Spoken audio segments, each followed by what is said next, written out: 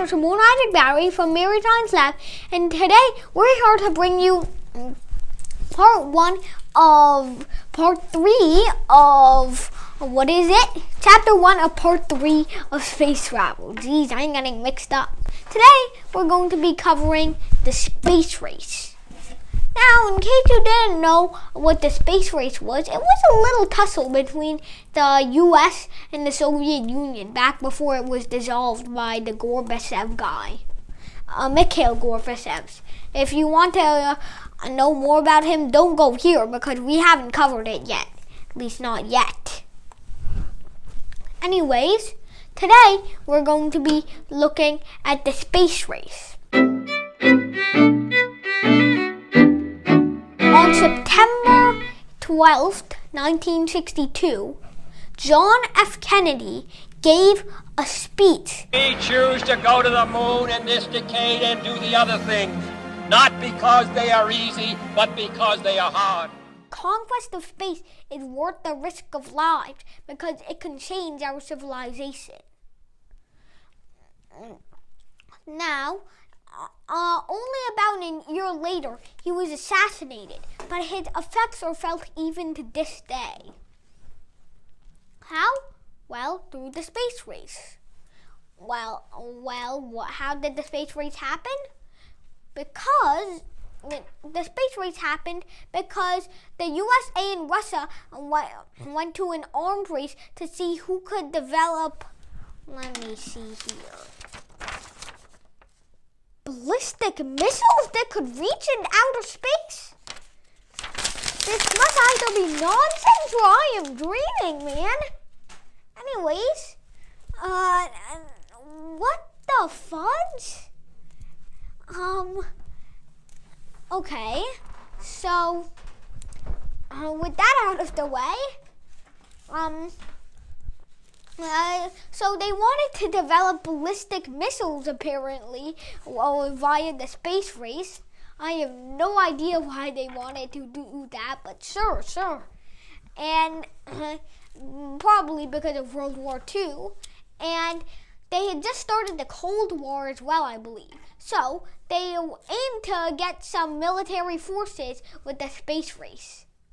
Now, initially, Russia was succeeding by a lot. Now, USA had a perspective that Russia was just some nation, a backwards nation that only was still in the time of the medievals, like the 1900s, the 1800s. However, they were very wrong, very, very wrong. When the Soviets launched 2 satellites in a 1-month time span, in a 2-month time span. The first of them was Sputnik the First, or Sputnik 1, as we call it. It was a probe that orbited around the globe for 70 days before burning up in the atmosphere, beeping. I'm pretty sure there were some myths out there that say that it sent out a radio signal telling how much the USSR was great, but from what I can find, the sources I can find, it only just sent beeping signals to whoever had an amateur radio. Anyways, now that we've got that out of the way, now that we know about Sputnik the First, let's look at Sputnik the Second. Oh, and the doomed dog, Laika. Sorry, Laika. Anyways, Sputnik the Second was the first thing to have a relatively macroscopic animal on board named Laika. It's not. We are not sure what she did in there, but some sources speculate she died of overheating after 5 or 6 hours, and others speculate she died of asphyxiation in 4 or 5 days. But nevertheless, I still feel bad.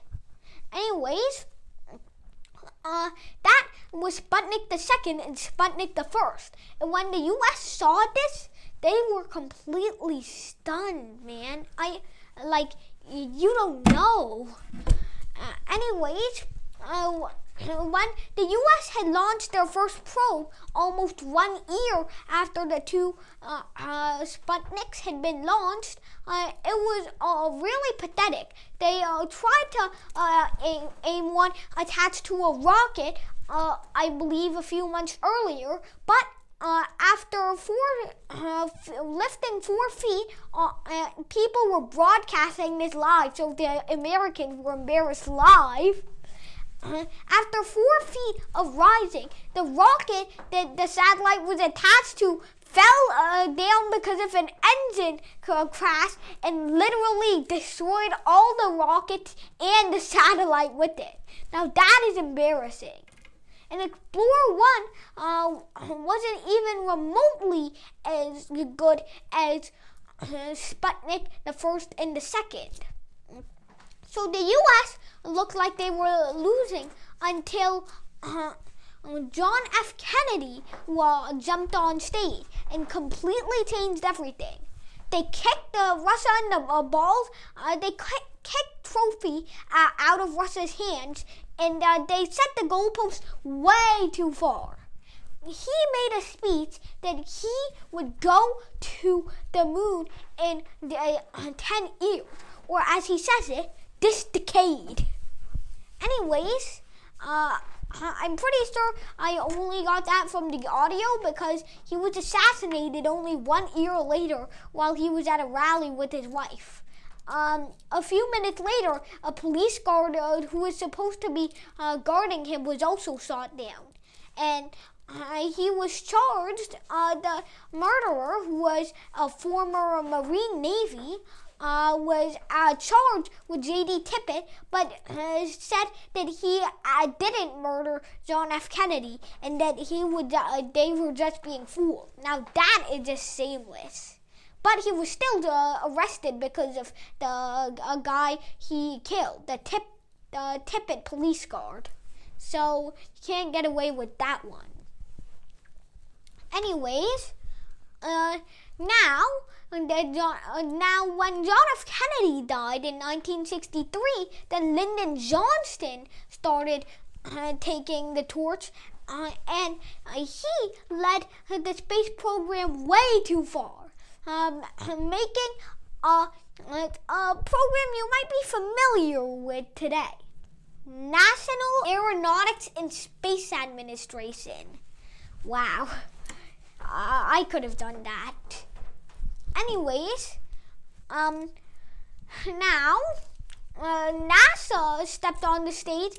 It swelled to over 400,000 employees. It was really getting fat.